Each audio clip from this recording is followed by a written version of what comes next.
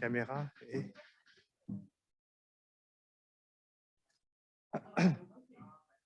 Oui, je comprends.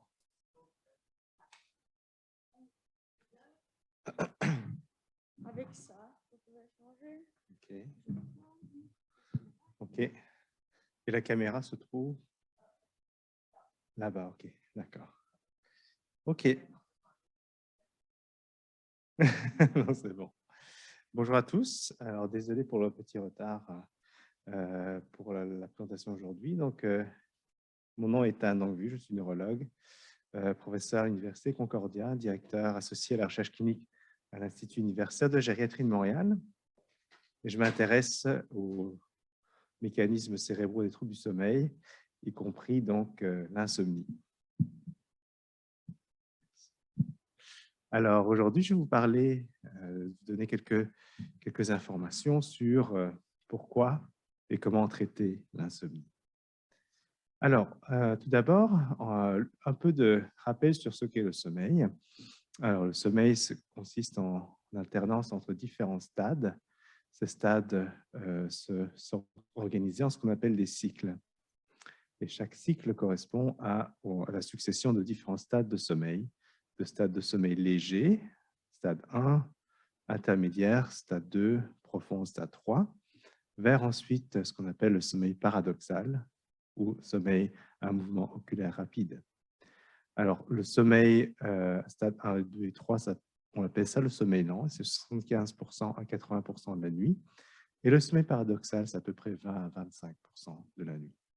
Et vous voyez que ces cycles se répètent 3, 4, 5 fois par nuit, avec donc les premiers cycles plus abondants en sommeil profond et les derniers cycles plus abondants en sommeil paradoxal. Alors, aussi une autre information importante que je veux vous rappeler, c'est comment est-ce que le sommeil est régulé? Parce que ça va avoir aussi une influence sur pourquoi est-ce que les problèmes de sommeil apparaissent et comment est-ce qu'on peut y remédier. On sait que le sommeil est en fait régulé par plusieurs facteurs, mais dont deux principaux.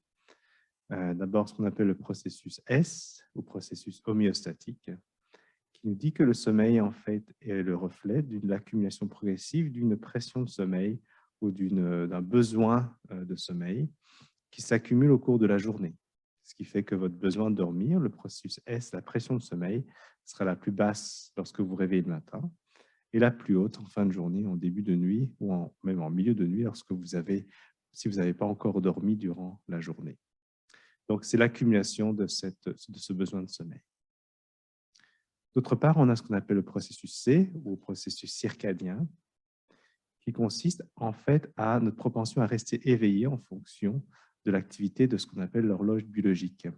Et l'horloge biologique, en fait, c'est le fait que notre cerveau, certaines régions de notre cerveau, notamment cette petite région qu'on appelle le noyau suprachiasmatique, sont sensibles à l'effet de la lumière. Et la lumière va éveiller notre cerveau en agissant sur ces structures cérébrales afin de nous maintenir alertes durant la journée. Ce qui fait que nous avons tendance à être réveillés la journée et moins réveillés, moins alertes la nuit en fonction du cycle jour-nuit. Donc, vous comprendrez que la pression de sommeil est donc particulièrement élevée en fin de journée lorsque notre pression de sommeil s'est accumulée et lorsque nous entrons dans une phase d'obscurité avec moins de lumière, alors qu'en début de journée, avec la lumière du soleil ou des lumières artificielles et le fait que notre pression de sommeil est encore basse, notre propension à l'éveil sera la plus élevée. Alors, pourquoi est-ce que c'est important de dormir? Ça, c'est une question évidemment qui est essentielle, qui fait encore l'objet de nombreuses recherches, de nombreux travaux d'équipes à travers le monde. On sait qu'il y a au moins 4 fonctions importantes du sommeil. On pense que le sommeil est important pour maintenir l'équilibre du cerveau, ce qu'on appelle l'homéostasie. Ça veut dire que le sommeil aide à maintenir le cerveau dans de bonnes conditions. En l'occurrence, on sait que lorsqu'on dort, notre cerveau est davantage capable d'éliminer les produits, les déchets du métabolisme cérébral, les protéines qui sont produites lors de l'activité du cerveau et qui doivent être éliminées. dont par exemple ce qu'on appelle la protéine bêta-amyloïde, une protéine qui est impliquée dans les maladies, dans les troubles de la mémoire avec l'âge, par exemple la maladie d'Alzheimer. On sait qu'au cours du sommeil, ce processus de nettoyage, entre guillemets, du cerveau est plus fonctionnel et plus actif. Deuxièmement, c'est aussi que le sommeil est important pour nous apprendre à mieux consolider les informations à long terme, c'est-à-dire lorsque vous apprenez une nouvelle information, au cours du sommeil, cette information est traitée et consolidée avec des connexions à l'intérieur du cerveau qui sont faites et qui sont renforcées. En particulier, on sait que l'information est transférée vers des régions au niveau du cortex où elle sera intégrée, elle sera vraiment consolidée. Troisièmement, on sait que le sommeil est aussi important non seulement pour le cerveau, mais aussi pour le corps. Et on sait que nos hormones sont régulées par le cycle veille-sommeil. On sait que de nombreuses hormones qui régulent l'appétit, le contrôle du métabolisme du glucose et d'autres fonctions importantes, le cortisol, sont régulées par le cycle veille-sommeil. Et donc, un mauvais sommeil peut perturber la régulation de ces hormones et donc nuire à la santé métabolique, entraîner plus de risques de problèmes de santé liés au métabolisme. Et enfin, dernièrement, c'est aussi que le sommeil a un effet sur nos défenses immunitaires, sur notre système immunitaire. On sait que lorsqu'on dort, on a davantage la capacité de produire une réponse contre des agents infectieux. Y compris également, on a aussi de meilleures capacités à produire une réponse au vaccin, par exemple. Donc vraiment, le sommeil est important aussi pour produire un système immunitaire qui est efficace pour nous protéger des infections. Donc ça, c'est ce que je l'ai dit sur la mémoire. Vraiment, pendant la nuit, le cerveau rejoue ce qu'on a appris pendant la journée, si bien que le sommeil aide à activement consolider la mémoire. Et ça, c'est important parce que c'est un problème qui est souvent rapporté par les personnes qui ont des troubles du sommeil, cette impression d'avoir une mauvaise mémoire. Alors, on sait aussi que le sommeil n'est pas statique. Évidemment, le sommeil varie beaucoup avec l'âge, de la naissance jusqu'à l'âge plus avancé. Plus particulièrement, on sait que certains stades de sommeil changent. Ce qui change beaucoup avec l'âge, c'est la durée de ce qu'on appelle le sommeil lent profond, le stade 3, ce qui est représenté sur la figure ici par les lettres SWS, Slow Wave Sleep, sommeil lent profond. On sait que ce sommeil lent profond s'amenuise beaucoup avec l'âge et donc on a un sommeil plus léger. On sait aussi que notre sommeil, avec l'âge, devient plus fragmenté avec plus de réveils nocturnes. C'est ce qu'on voit sur la figure avec les lettres WASO, W-A-S-O, qui veut dire en fait Wake After Sleep Onset, réveil nocturne. On sait que la durée de nos réveils nocturnes augmente avec l'âge. Donc, en résumé, sommeil plus léger et sommeil plus fragmenté quand on vieillit. Et de ce fait, on sait que les besoins de sommeil recommandés évoluent avec l'âge. On sait que notre besoin moyen dans la population adulte, généralement, se situe entre 7 à 9 heures de sommeil et que chez les personnes âgées, c'est un petit peu moins. C'est entre 7, 8, parfois 6 heures de sommeil. Mais ce qui est aussi important, c'est que vous voyez qu'il y a une variabilité. Tout le monde n'a pas besoin de 8 heures ou de 7 heures de sommeil. Certaines personnes peuvent avoir besoin de davantage de sommeil et d'autres de moins de sommeil. Donc, ce qui est important, c'est de se donner suffisamment de temps pour atteindre une durée optimale de sommeil, mais surtout aussi de trouver la durée de sommeil qui nous permet de fonctionner et d'être bien fonctionnel, actif et productif la journée. Et ça peut être chez certaines personnes 6 heures, 7 heures ou 8 heures. Donc, ne pas non plus être obsédé par une durée qui devrait être d'une certaine heure et regarder sa montre ou son téléphone intelligent pour savoir si on a dormi suffisamment. Je pense qu'il faut aussi savoir écouter son corps. Alors maintenant, passons à l'insomnie, qui est le sujet de notre exposé aujourd'hui. L'insomnie se développe sur un terrain qui évolue avec le temps. On sait qu'il y a 3 types de facteurs qui contribuent à développer ce qu'on appelle une insomnie chronique, c'est-à-dire une insomnie qui est persistante. Tout d'abord, on sait qu'on a des facteurs prédisposants. Tout le monde n'est pas comment dire, à même risque de développer de l'insomnie. Certaines personnes sont davantage que d'autres. On sait par exemple que si vous avez à la base plus de dépression, plus d'anxiété, vous êtes davantage à risque de faire de l'insomnie.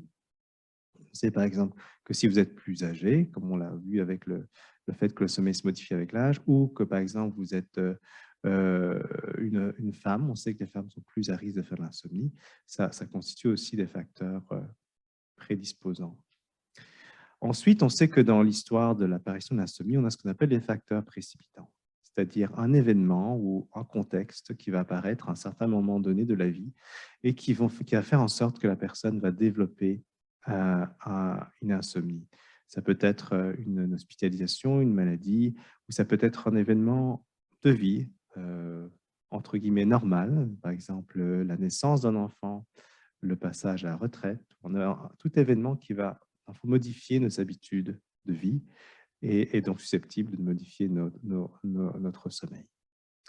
Et enfin, il y a ce qu'on appelle les facteurs perpétuants, qui vont faire en sorte que malgré que ces facteurs précipitants, l'effet de ces facteurs précipitants s'amenuise avec le temps, certaines personnes vont quand même avoir une insomnie persistante. Et ceci est parfois favorisé par le fait qu'il y a certains comportements inadéquats qui vont se développer avec le temps lorsqu'on commence à avoir de l'insomnie, qui vont favoriser le maintien de l'insomnie avec le temps. Ça peut être par exemple le fait de passer beaucoup de temps au lit pour essayer de rattraper un manque de sommeil, ça peut être le fait de faire de longues siestes, ça peut être juste aussi le fait d'être conditionné à être hyperactivé dans son cerveau au moment où on va se coucher, dû à la frustration d'avoir la difficulté à s'endormir. Donc, il y a toute une série de facteurs qui vont se développer aussi avec le temps et qui vont faire qu'on va être plus à même d'avoir une insomnie qui persiste. Alors, comment est-ce qu'on définit l'insomnie? L'insomnie, c'est vraiment des difficultés de sommeil qui peuvent se manifester soit par des difficultés à s'endormir, soit des difficultés à rester endormi, c'est-à-dire des réveils nocturnes qui sont prolongés, soit un réveil final précoce le matin, c'est-à-dire avant l'heure souhaitée. Et on parle d'insomnie chronique lorsque c'est évidemment chronique, c'est-à-dire lorsque c'est récurrent, que ça survient au moins 3 fois par semaine et depuis au moins 3 mois. Et un fait très important, c'est important que ce problème de sommeil soit associé à un impact négatif sur le fonctionnement durant la journée, sur la vie professionnelle, la productivité, la fatigue, les relations sociales, l'humeur, l'énergie, la concentration la journée, pour qu'on puisse parler vraiment de problèmes. C'est important parce que lorsqu'on vieillit, effectivement, on a plus tendance à avoir des difficultés de maintien de sommeil, des réveils nocturnes, comme je l'ai montré, mais ce n'est pas nécessairement un trou du sommeil si vous êtes capable de continuer à faire vos activités telles que vous souhaitez. D'accord? Il ne faut pas traiter un problème de sommeil s'il ne s'accompagne pas de problèmes durant la journée. Alors, est-ce que c'est fréquent? Oui, c'est fréquent, l'insomnie. On sait que ça atteint 10 à 20% la population générale, l'insomnie chronique. On sait que lorsqu'on est plus âgé, il y a un plus grand risque, il y a plus de personnes qui ont de l'insomnie. Et comme je vous disais tout à l'heure, on sait que les femmes font davantage d'insomnie que les hommes. Donc, c'est un problème fréquent et c'est un problème qui n'est pas un problème anodin parce qu'il a été montré à de nombreuses reprises que l'insomnie est associée à beaucoup de comorbidités, c'est-à-dire des difficultés, des problèmes de santé autres que le sommeil. Par exemple, on sait que l'insomnie a un effet sur la santé mentale avec davantage de problèmes d'anxiété, de dépression, et c'est vraiment une relation dans les deux sens. C'est-à-dire que plus d'anxiété ou de dépression nous amène à avoir plus de risques d'insomnie, mais également plus d'insomnie nous prédispose à avoir aussi plus de problèmes de santé mentale, d'anxiété et de dépression. On sait aussi que l'insomnie a un effet sur notre santé physique. On sait que lorsqu'on a de l'insomnie, on a plus de risques de présenter des maladies cardiovasculaires, par exemple des maladies coronariennes, donc cardiaques, de l'hypertension artérielle ou des accidents vasculaires cérébraux. On sait aussi que lorsqu'on est insomniaque, on a plus de risques de faire du diabète, d'être obèse et donc d'avoir des problèmes de santé physique. Enfin, l'insomnie a aussi un impact sur notre fonctionnement cognitif. On sait que les personnes qui ont l'insomnie ont davantage de problèmes pour faire certaines tâches, notamment plus de difficultés de mémoire, de ce qu'on appelle la mémoire épisodique, c'est-à-dire la capacité à se rappeler des faits récents, des événements qu'on a appris ou des choses, de l'information qu'on a apprise la journée. On sait aussi que l'insomnie a davantage d'effets sur ce qu'on appelle les fonctions exécutives, c'est-à-dire notre capacité à planifier, à organiser, à prendre des décisions, et plus particulièrement lorsque ces décisions ou ce fonctionnement cognitif inclut des problèmes complexes. Alors, est-ce qu'à long terme, est-ce que ça nous prédispose à avoir plus de problèmes de mémoire avec l'âge? En fait, il y a plusieurs études qui semblent montrer que c'est le cas. Les études montrent qu'une durée de sommeil plus courte a tendance à être associée à davantage de déclin cognitif mesurés par des questionnaires ou aussi par la présence de davantage de diagnostics de maladies d'Alzheimer après 10, 15, 20 ans. On sait aussi que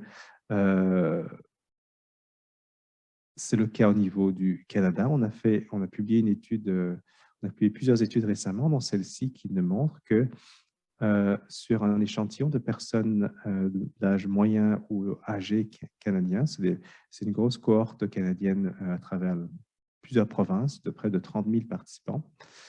Ces personnes-là ont été suivies dans le temps et on a pu, grâce à des questionnaires, identifier lesquelles de ces personnes n'avaient pas d'insomnie et conservaient cette absence d'insomnie avec le temps. Quelles personnes développaient des symptômes d'insomnie avec le temps et quelles personnes développaient de l'insomnie chronique avec le temps. Donc, c'est ça, les personnes qui ont gardé un bon sommeil, c'est en rouge, les personnes qui ont développé des symptômes d'insomnie, c'est en vert, les personnes qui ont développé un trouble d'insomnie, une insomnie chronique, c'est en bleu. Alors, c'est quoi la différence entre symptômes d'insomnie et troubles d'insomnie? C'est, comme je disais, les symptômes d'insomnie, c'est se plaindre d'avoir plus de difficultés à s'endormir ou à rester endormi, mais sans nécessairement que ce soit chronique ou récurrent et sans nécessairement que ça ait un impact sur notre fonctionnement la journée.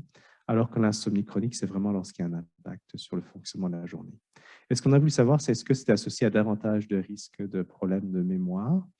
Et ce qu'on a vu, c'est qu'effectivement, la présence, le développement d'une insomnie chronique au fil des années a été associé à davantage de plaintes de la part des personnes d'avoir l'impression d'avoir la mémoire qui se détériore avec le temps. C'est un risque qui était augmenté de plus de 2 fois. On sait aussi que c'était associé à un risque de plus de 2 fois d'avoir un diagnostic de problème de mémoire par un médecin lorsqu'on développait une insomnie chronique avec le temps. Donc, effectivement, l'insomnie est associée à des problèmes au niveau de la santé cognitive et donc ça a un impact sur la santé de notre cerveau lorsque l'on vieillit. On sait qu'en plus de tous ces impacts sur la santé, il y a aussi un effet sur la productivité, sur l'utilisation accrue des services de santé et que ça finalement a un effet sur le coût pour la société. On sait par exemple qu'au Québec, d'après une étude qui avait été effectuée il y a quelques années à l'Université Laval, il y a une estimation des coûts qui s'élève à plus de 5 milliards de dollars par année, qui sont associés surtout en fait à cette baisse de productivité au travail qui est associée à l'insomnie. Donc l'insomnie a un impact non seulement pour l'individu, mais également pour la société. Donc j'espère que je vous ai convaincu que c'était important. Donc le pourquoi traiter l'insomnie, c'est important. Alors, comment est-ce qu'on traite l'insomnie maintenant? Ben, écoutez, il y a 2 types d'approches. Il y a l'approche avec médicaments et l'approche sans médicaments. Aujourd'hui, je ne vais pas vous parler de l'approche avec médicaments, qui est plus du ressort des médecins, mais je vais quand même vous dire que l'approche avec médicaments devrait être généralement une approche de 2e ou 3e ligne, c'est-à-dire qu'il faut d'abord essayer les approches sans médicaments avant de pouvoir penser à prendre des médicaments. Pourquoi? Parce qu'on sait que les médicaments peuvent être utiles sur le court terme, mais beaucoup de ces médicaments ont tendance à être moins utiles lorsqu'on les prend pendant une période prolongée. Et on sait aussi que ces médicaments pour dormir ont potentiellement des effets indésirables qui peuvent être parfois problématiques. Donc, il est important d'abord d'essayer des approches sans médicaments. Parmi ces approches sans médicaments, l'approche qui est la plus recommandée pour commencer, c'est ce qu'on appelle la thérapie cognitivo-comportementale. Alors, la thérapie cognitivo-comportementale, qu'est-ce que c'est? Ça semble compliqué, mais c'est essentiellement apprendre un ensemble de stratégies pour modifier ses habitudes et modifier ses attentes et ses croyances aussi par rapport au sommeil. Et ça se fait en fait de différentes façons. Ça peut se faire avec un psychologue à l'intérieur de 6 à 8 sessions. Ça peut se faire aussi avec d'autres professionnels de santé. Ça peut se faire en individuel, ça peut se faire en groupe. Et de plus en plus, il existe maintenant la possibilité de faire cette approche cognitivo-comportementale par l'intermédiaire de plateformes en ligne ou bien même d'ouvrages en librairie qui vous apprennent à appliquer ces stratégies dans votre quotidien. Et vous voyez qu'on peut schématiquement représenter cette approche selon différents modules, différentes sous-thématiques que je vais brièvement vous discuter aujourd'hui.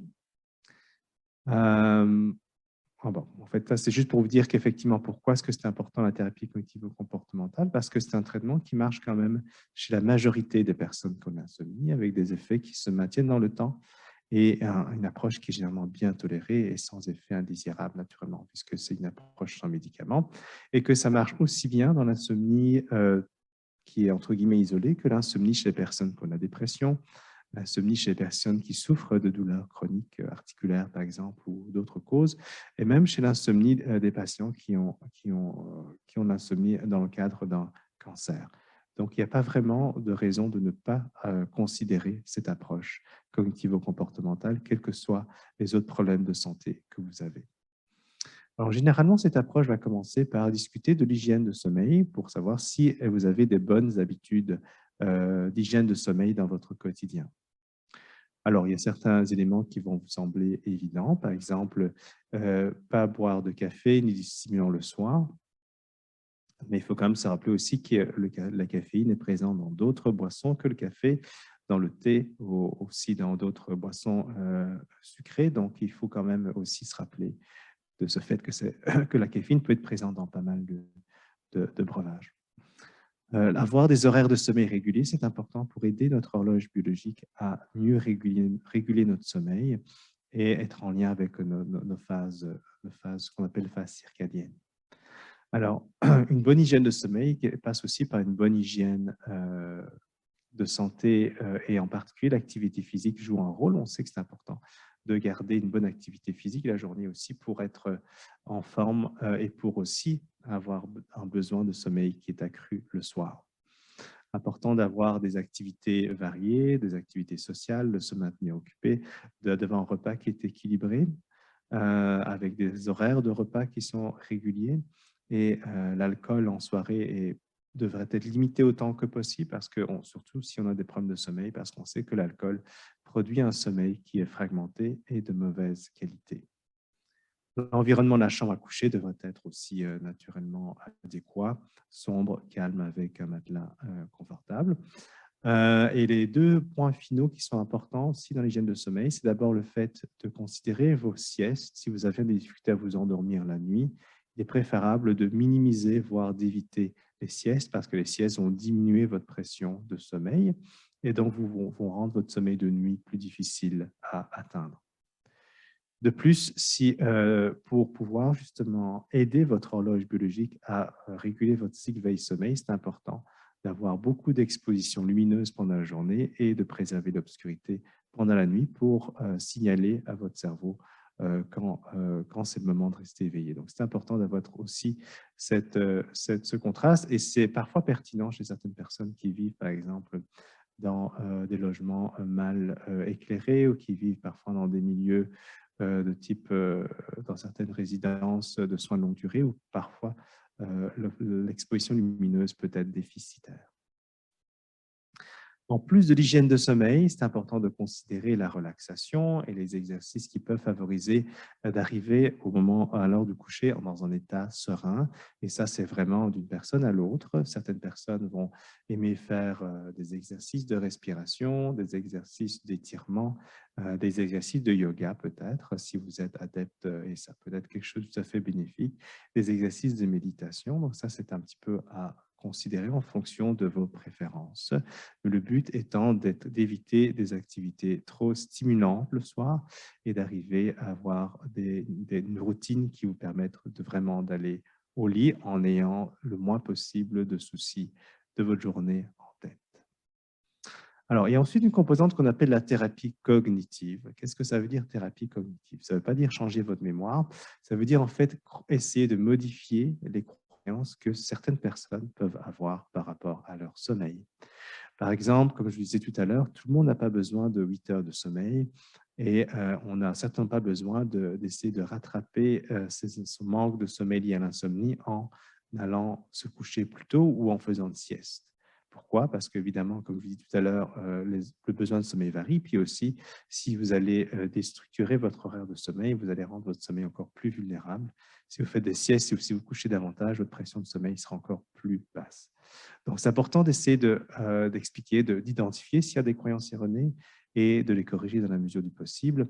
C'est essayer aussi de corriger une éventuelle catastrophisation des conséquences du manque de sommeil qui peut avoir des effets pervers. Par exemple, le fait de penser devoir annuler ses activités ou faire moins d'activités lorsqu'on a un manque de sommeil ou un mauvais sommeil, parce que ça va au contraire favoriser davantage un état de sédentarité ou une pression de sommeil basse au cours de la nuit. Important de stimuler la personne à garder une routine et une activité durant la journée qui soit aussi normale que possible.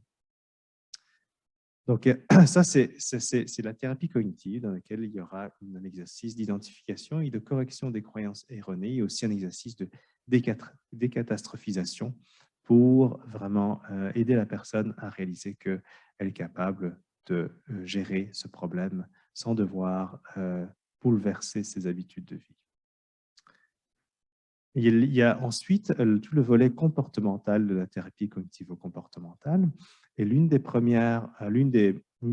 approches, des conseils les plus importants, c'est vraiment de faire comprendre qu'il faut aller se coucher lorsqu'on est fatigué, si on est somnolent surtout, lorsqu'on n'a pas ce besoin, lorsqu'on n'arrive pas à dormir, c'est de sortir du lit et s'occuper à faire une autre activité en dehors du lit si possible. Pourquoi? Le but est de briser l'association négative, le conditionnement négatif qui peut se produire entre le lit et l'hyperactivation psychologique. Et donc, essayer de conseiller la personne, de convaincre la personne d'aller faire autre chose que de rester dans son lit à se retourner, à se morfondre, plutôt aller faire une activité peu stimulante dans une autre pièce, pour ensuite retourner dans le lit une fois qu'on ressent la fatigue ou la somnolence qui revient.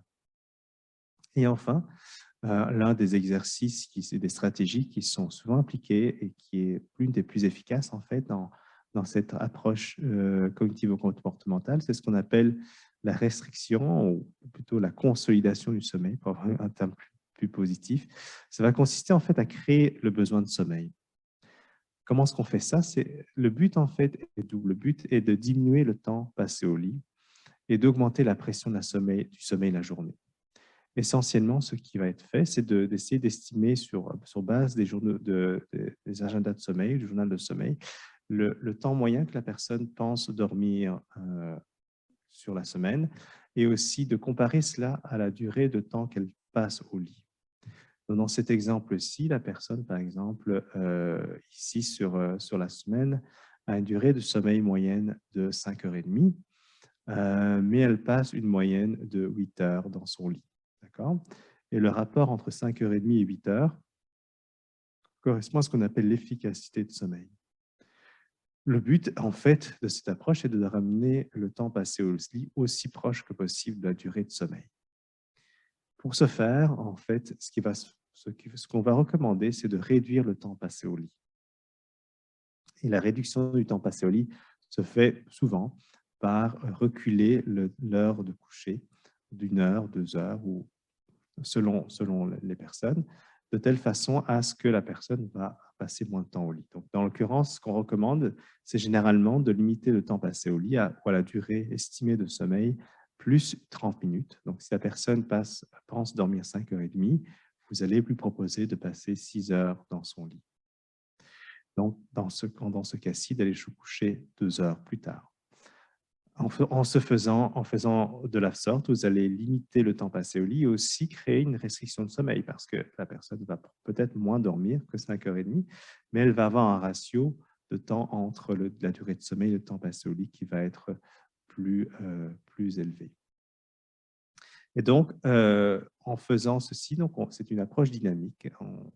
On diminue le temps passé au lit pour augmenter la durée de sommeil relative. Et avec le temps, lorsque ce qu'on appelle l'efficacité de sommeil augmente, on va pouvoir réaugmenter le temps passé au lit d'une demi-heure, d'une heure, jusqu'à atteindre une durée qui est de temps passé au lit qui est optimale. C'est en quelque sorte de créer une privation de sommeil qui va augmenter la somnolence lorsque la personne va se coucher la nuit.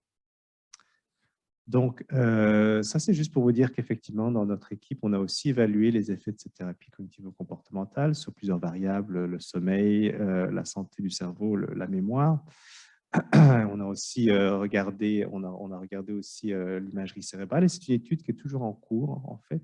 Donc, si jamais certains d'entre vous sont intéressés à participer à ce projet dans lequel il y a une thérapie cognitivo-comportementale qui est offerte gratuitement, vous pouvez nous contacter à l'adresse suivante.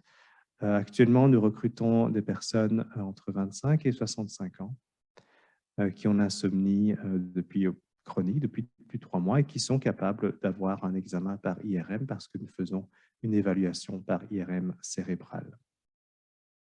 Si vous n'avez pas d'insomnie, nous recherchons aussi des bons dormeurs comme sujet témoin dans ces groupes d'âge qui sont indiqués sur cette diapositive.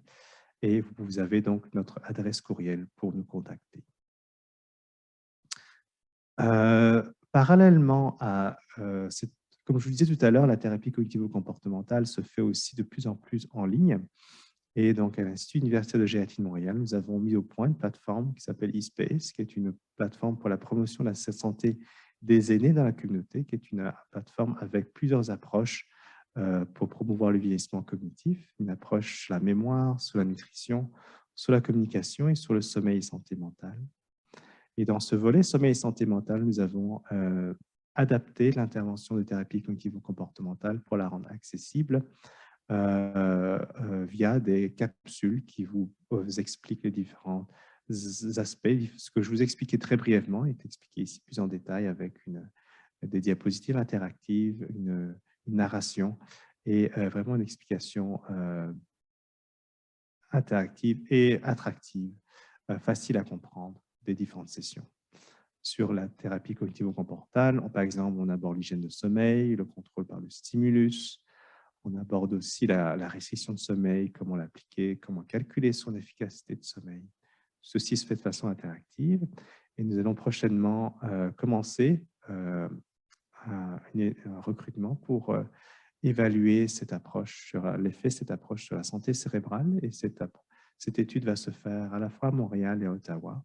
Donc, si vous êtes proche de l'un de ces deux sites, vous pourrez participer à ce projet dans lequel nous allons également évaluer la santé, l'effet de cette approche sur la santé du cerveau. Et c'est un projet qui s'adresse exclusivement aux personnes âgées qui ont de l'insomnie, donc 60 ans et plus, et qui ont aussi des plaintes de mémoire ou des plaintes cognitives rapportées. Donc, alors, il n'y a pas juste l'approche psychologique, il y a aussi d'autres approches qui peuvent être proposées pour prendre soin de son insomnie. Comme je vous disais tout à l'heure, la lumière est un élément important pour le maintien dans mon sommeil. Et ce qu'on appelle la luminothérapie, c'est d'essayer d'utiliser la lumière pour mieux régler son rythme veille-sommeil. On sait par exemple que si vous avez des difficultés à avoir un sommeil, à vous endormir et si vous avez ce qu'on appelle un retard de phase, c'est-à-dire que votre cycle de sommeil est retardé, donc vous vous endormez tard, vous vous réveillez tard, l'exposition à la lumière peut vous aider. Ce sera une exposition à la lumière le matin. On sait que par contre, si vous avez tendance à vous endormir tôt et à vous réveiller tôt pendant la nuit, l'exposition à la lumière en début de soirée peut vous aider. Donc ça, c'est des choses aussi qui peuvent être utiles et il faudra aussi en parler avec votre professionnel de santé, mais la lumière peut aussi être un outil utile pour vous aider à mieux maîtriser votre sommeil en fonction de votre type de problème de sommeil. Et il existe aussi des dispositifs dans le commerce et en pharmacie pour contrôler ce niveau de lumière, la luminothérapie.